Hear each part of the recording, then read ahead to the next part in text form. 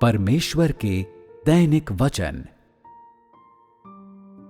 यदि लोगों में आत्मविश्वास नहीं है तो उनके लिए इस मार्ग पर चलते रहना आसान नहीं है। अब हर कोई देख सकता है कि परमेश्वर का कार्य लोगों की अवधारणाओं के अनुरूप जरा सा भी नहीं है।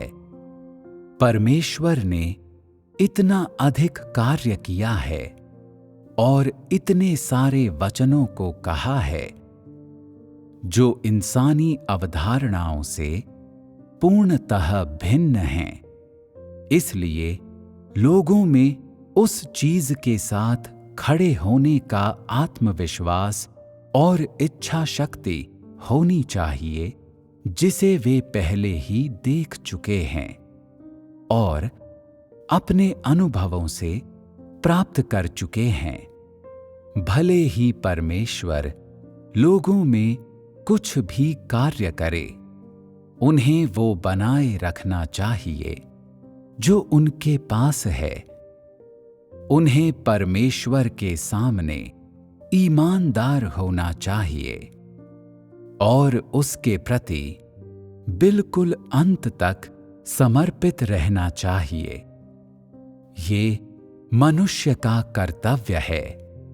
लोगों को जो करना चाहिए उसे उन्हें बनाए रखना चाहिए। परमेश्वर पर विश्वास के लिए उसका आज्ञा पालन करना और उसके कार्य का अनुभव करना आवश्यक है। परमेश्वर ने बहुत कार्य किया है। ये कहा जा सकता है कि लोगों के लिए ये सब पूर्ण बनाना, शुद्धिकरण और इससे भी बढ़कर ताड़ना है। परमेश्वर के कार्य का एक भी चरण ऐसा नहीं रहा है जो मनुष्य की धारणाओं के अनुरूप रहा हो। लोगों ने जिस चीज का आनंद लिया है वो है परमेश्वर के कठोर वचन।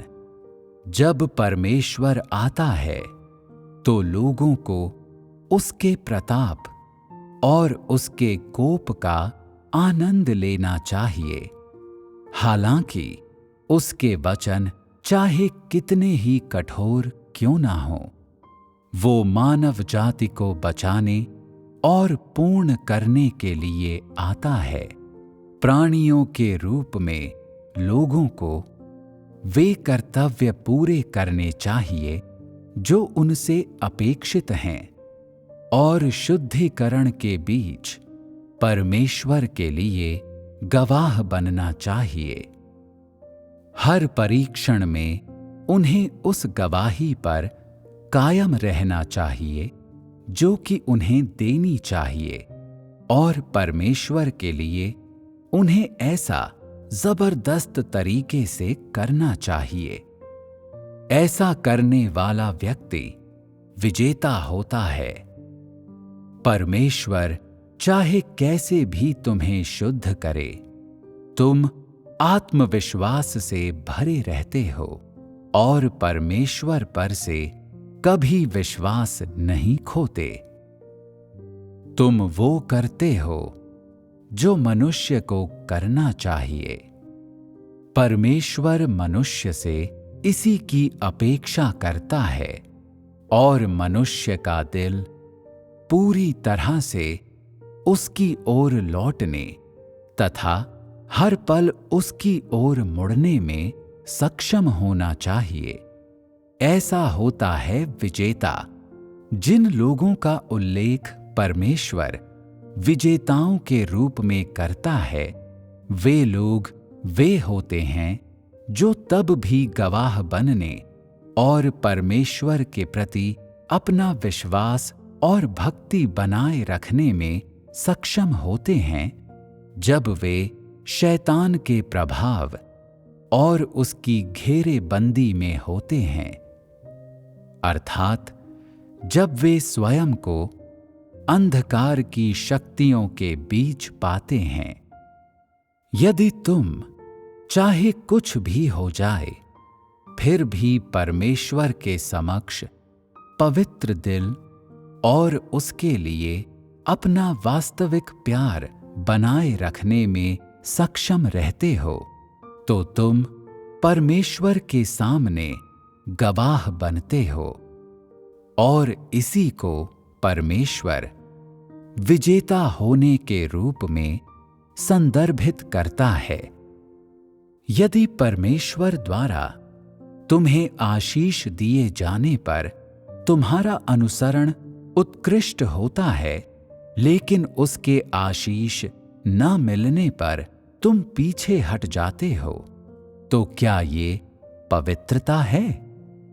चूंकि तुम निश्चित हो कि ये रास्ता सही है, इसलिए तुम्हें अंत तक इसका अनुसरण करना चाहिए। तुम्हें परमेश्वर के प्रति अपनी निष्ठा बनाए रखनी चाहिए, क्योंकि तुमने देख लिया है कि स्वयं परमेश्वर तुम्हें पूर्ण बनाने के लिए पृथ्वी पर आया है। इसलिए तुम्हें पूरी तरह से अपना दिल उसे समर्पित कर देना चाहिए, भले ही वो कुछ भी करे, यहां तक कि बिल्कुल अंत में तुम्हारे लिए एक प्रतिकूल परिणाम ही क्यों ना निर्धारित कर दे।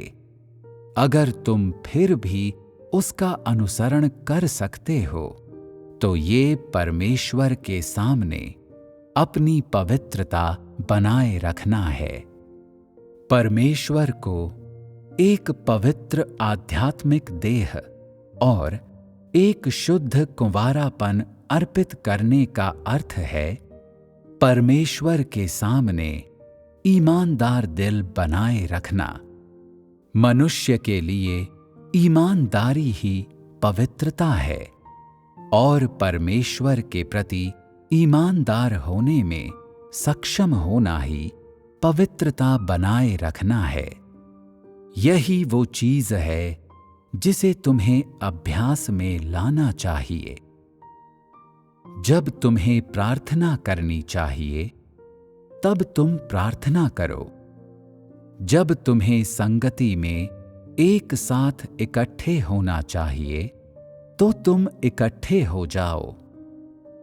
जब तुम्हें भजन गाने चाहिए, तो तुम भजन गाओ। और जब तुम्हें शरीर को त्यागना चाहिए, तो तुम शरीर को त्याग दो। जब तुम अपना कर्तव्य करते हो, तो तुम उसमें गड़बड़ नहीं करते। जब तुम्हें परीक्षणों का सामना करना पड़ता है, तो तुम मजबूती से खड़े रहते हो। ये परमेश्वर के प्रति भक्ति है।